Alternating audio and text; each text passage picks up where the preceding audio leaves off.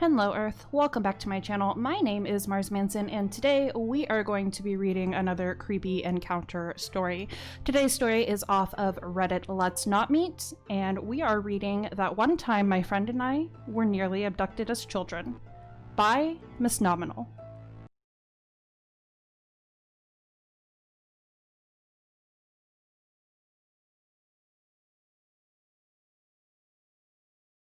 When I was young, I used to live in rural Pennsylvania.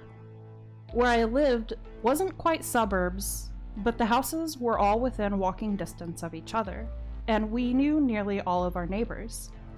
My small neighborhood was blocked off from the ones on either side by decent-sized creeks, and to get to them, you needed to climb down a fairly steep slope. Stay with me, as this is an important detail later. My friend Rachel was a bit younger than me, by 2 or 3 years. I was 11 at the time. We had decided to go on a bike ride and ended up dropping our bikes and helmets at the top of the hill leading down to one of the creeks, and we went exploring. We were making a racket, I'm sure, squealing as we jumped around trying not to get wet.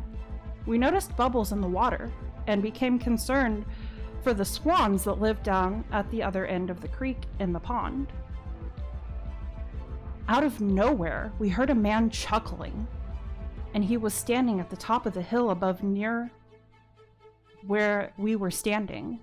I said nothing. He asked what we were doing, and slowly started making his way down the rough terrain of the slope. He obviously didn't know where the path to come down was. Rachel answered him that we were trying to find out where the bubbles were coming from, and that she was scared it would hurt the swans, as they had never been any bubbles there before today. He told us he could take a water sample and test it if we could bring it up to him. Then asked our names and how old we were, still making his way down to us the entire time. Rachel told him her name and had started to say mine when I stopped her by grabbing her shoulder. I had an extremely bad feeling about this man, and I was very uncomfortable with the situation.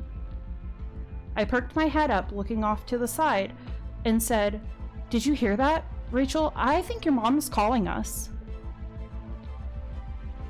I turned and dragged her up the path across from where the man was climbing down, and we jumped on our bikes.